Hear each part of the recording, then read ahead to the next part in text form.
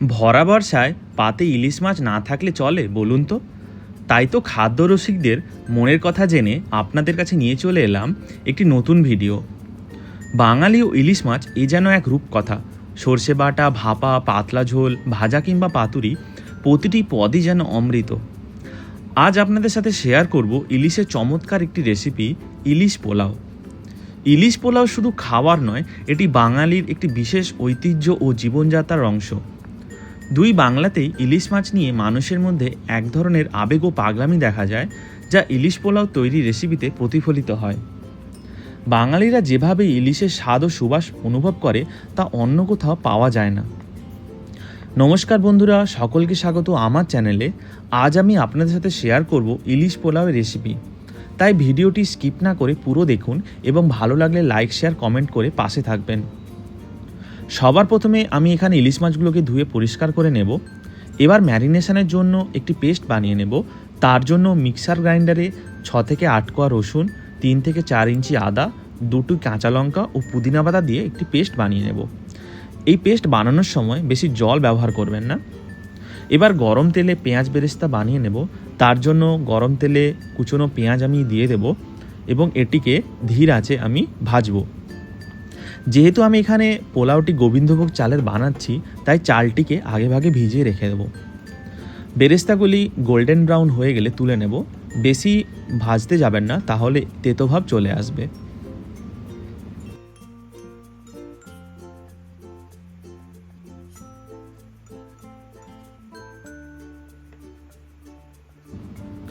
এবার ধুয়ে রাখা মাছগুলি ম্যারিনেট করব। তার জন্য মাছের সাথে দিয়ে দেব পরিমাণ মতো লবণ, দিয়ে দেব আগে থেকে বানানো আদা রসুনের পেস্ট,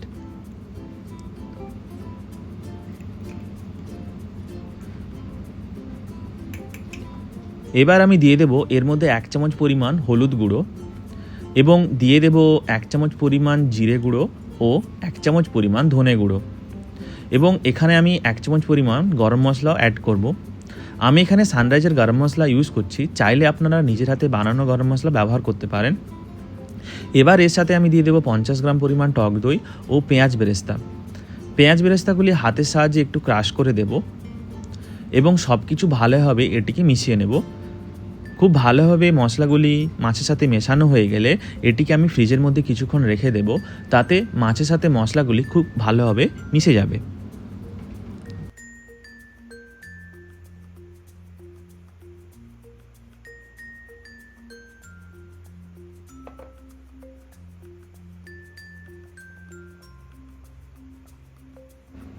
মোটামুটি 30 মিনিট ফ্রিজে রাখার পর মাছগুলিকে ফ্রিজ থেকে বের করে নেব।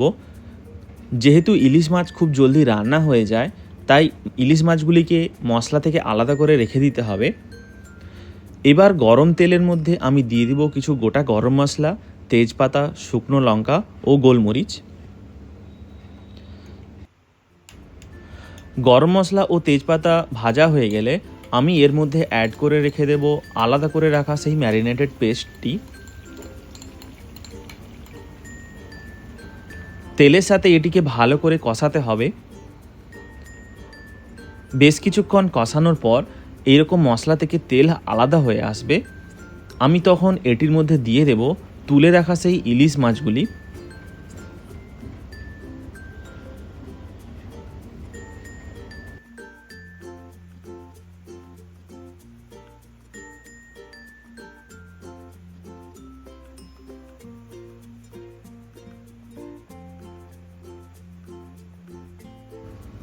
মাছগুলি কড়াইতে দেওয়ার পর আবারও মশলার সাথে এগুলিকে ভালো করে মিশিয়ে নিতে হবে এবং ঢাকনা দিয়ে বোথ সাইড 5 থেকে 7 মিনিট রান্না করলেই মাছগুলি মোটামুটি রান্না হয়ে আসবে।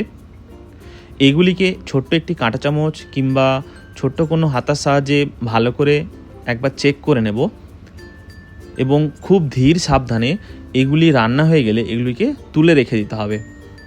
যেহেতু ইলিশ মাছ খুব নরম হয়, তাই তুলে না রাখলে এগুলি ভেঙে যেতে পারে। এবার ওই কষানো মশলার সাথে দিয়ে দেব আগে থেকে ভিজিয়ে রাখা গোবিন্দভোগ চাল। আমি এখানে গোবিন্দভোগ চালের পোলাও বানাচ্ছি, কারণ গোবিন্দভোগ চালের পোলাও খুব সুন্দর হয়। চাইলে আপনারা বাসমতি চালও ব্যবহার করতে পারেন পোলাও তৈরির জন্য। এখানে একটা কথা বলে রাখি, চালগুলিকে অবশ্যই আগে থেকে ভিজিয়ে রাখবেন এবং চালগুলি অ্যাড করার আগে তাতে কোনো পরিমাণ জল না থাকে সেটি খেয়াল রাখবেন। মশলার সাথে চালগুলি ভালোভাবে মিশিয়ে নিতে হবে এবং 2 থেকে 3 মিনিট ভালো করে এগুলিকে ফ্রাই করতে হবে, তাহলে পোলাওয়ের টেক্সচার দারুণ হয়। চাল ভাজা হয়ে আসলে আমি এখানে দিয়ে দেব গরম জল। এখানে জল অ্যাড করাটা খুবই চ্যালেঞ্জিং।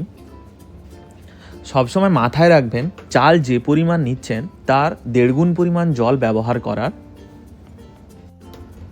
চালগুলি ফুটে উঠলে লবণ চেক করে নিন এবং মোটামুটি 80% রান্না হয়ে গেলে তার সাথে গরম মশলা, স্বাদ পরিমাণ চিনি অ্যাড করুন এবং ভালো করে এটি চালের সাথে মিশিয়ে নিন।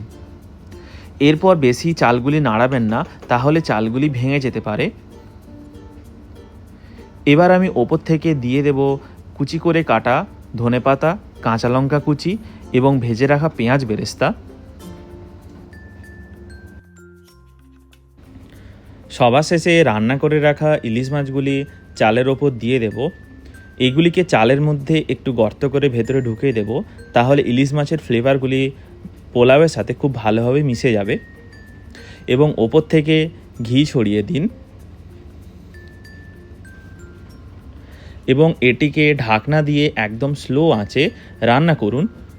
10 মিনিট রান্না করলেই তৈরি হয়ে যাবে গরম গরম ইলিশ পোলাও।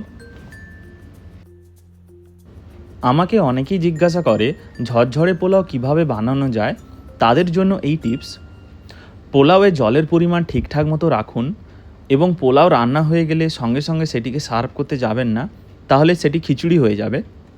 এবং রান্নার পর ঢাকনা খুলে একটি খুন্তির সাহায্যে চালগুলি হালকা করে নাড়িয়ে দিন, তাহলে স্টিম বেরিয়ে যাবে এবং পোলাও ঝরঝরে হবে। পোলাও সেট হয়ে গেলে সেটিকে গরম গরম সার্ভ করুন। ভিডিওটি কেমন লাগলো প্লিজ আমাকে জানাবেন।